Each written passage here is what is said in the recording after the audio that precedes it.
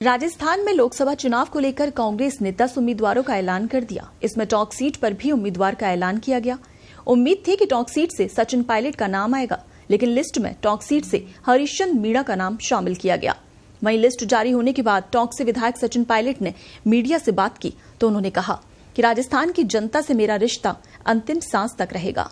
तो उनकी इस बात से ये साफ हो गया कि वो लोकसभा चुनाव नहीं लड़ेंगे, वो प्रदेश की राजनीति में ही सक्रियता में अपनी भूमिका निभाएंगे।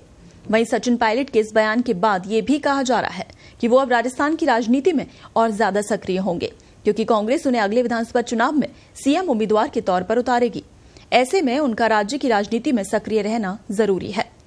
सचिन पायलट ने कांग्रेस की दूसरी सूची में राजस्थान में कांग्रेस के 10 प्रत्याशियों के नामों की घोषणा पर कहा कि बड़ी खुशी है कि एआईसीसी ने राजस्थान के लोकसभा प्रत्याशियों की पहली सूची जारी की और राजस्थान में कांग्रेस के जो जिताऊ उम्मीदवार थे उन्हें सूची में मौका दिया है।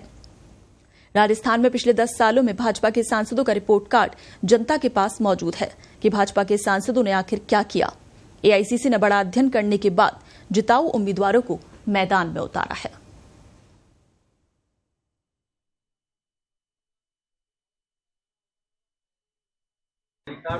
बड़ी खुशी है कि एआईसीसी ने राजस्थान की पहली सूची जारी की है लोकसभा उम्मीदवारों की, और चर्चा करने के बाद जो सबसे जिताऊ उम्मीदवार थे उनको पार्टी ने मौका दिया है। और 10 साल से जो भाजपा के सांसद हैं वो उनकी पूरी रिपोर्ट कार्ड हमारी जनता के सामने है। 10 सालों में 25 सांसदों ने क्या किया क्या नहीं किया, और ये चुनाव जो है परफॉर्मेंस पे, सरकार की गवर्नेंस पे और 10 साल की रिपोर्ट कार्ड पर लड़ा जाएगा। राहुल गांधी जी की यात्रा लगातार चल रही है। आज महाराष्ट्र में गए हैं और लगातार खड़गे साहब और राहुल गांधी जी हम वो बात कर रहे हैं जो जनता की बातें हैं। लोकसभा चुनाव से पहले जो जनता सुनना चाहती है, युवाओं के लिए, महिलाओं के लिए, SC ST के लिए, गरीबों के लिए, किसानों के लिए। और कांग्रेस पार्टी ने जो संकल्प लिया है, कांग्रेस पहली पार्टी है जिसने MSP पर कानून लाने के लिए अपनी प्रतिबद्धता स्पष्ट की है। भाजपा 10 साल सरकार में रही है, आज तक उन्होंने ऐसा काम नहीं किया, ना करना चाहते हैं। तो मुझे लगता है ये चुनाव बड़े महत्वपूर्ण हैं और लगातार कांग्रेस पार्टी की मीटिंग चल रही है। और एआईसीसी ने जो अध्ययन करने के बाद लोगों को मैदान में उतारा है, मैं समझता हूँ वो बहुत सबसे जिताऊ उम्मीदवार है और अच्छे बड़े बहुमत से इस बार कांग्रेस पार्टी लोकसभा चुनाव में परफॉर्म करने वाली है। मैंने कहा ना, अभी हमारे 15 लोग हमने डिक्लेयर किए हैं और अगले 10 डिक्लेयर किए हैं, 15 डिक्लेयर करने बाकी हैं। तो जहां पार्टी जो उपयुक्त उम्मीदवार होगा, और उम्मीदवार एक ही व्यक्ति है लेकिन पार्टी पूरी चुनाव लड़ती है। आज हमारे टोंक सवाईमाधोपुर क्षेत्र से हम लोगों ने, पार्टी ने हरीश मीणा जी को अपना उम्मीदवार बनाया है। तो व्यक्ति वो एक है लेकिन पूरी पार्टी चुनाव लड़ेगी, जिताकर भेजेंगे यहाँ से लोकसभा क्षेत्र से, हम सबका संकल्प है। ऐसे ही जो बाकी 9 उम्मीदवार हैं अलग अलग जिलों के हैं, वो सब हमारे उम्मीदवार हैं और हम पूरी ताकत से चुनाव लड़ेंगे।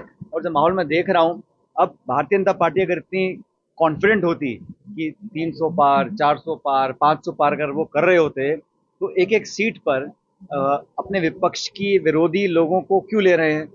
राजस्थान हो, महाराष्ट्र हो, जहां पर भी वो एक एक व्यक्ति को अपने पास ले रहे हैं। अगर इतने उनमें कॉन्फिडेंस था अपनी ताकत के ऊपर, तो क्या जरूरत है कि विरोधी पार्टी को तोड़ने की, हमारे पूर्व मंत्री, पूर्व सांसद, पूर्व विधायकों को लेने की। तो ये कहीं ना कहीं जहन में उनके फिक्र है कि हम कह कुछ रहे हैं, धरातल पर वास्तविकता कुछ और है। और जो भी टिकट वितरण हुआ है ये कांग्रेस पार्टी के सेंट्रल लीडरशिप ने किया है।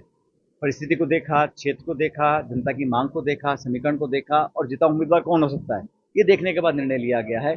जो भी जहां से चुनाव लड़ रहा है पूरी मजबूती से लड़ेगा। कांग्रेस पार्टी एकजुटता से चुनाव लड़ेगी और सफलता हासिल करेगी। राजस्थान और सचिन पायलट का रिश्ता जीवन के अंतिम सांस तक।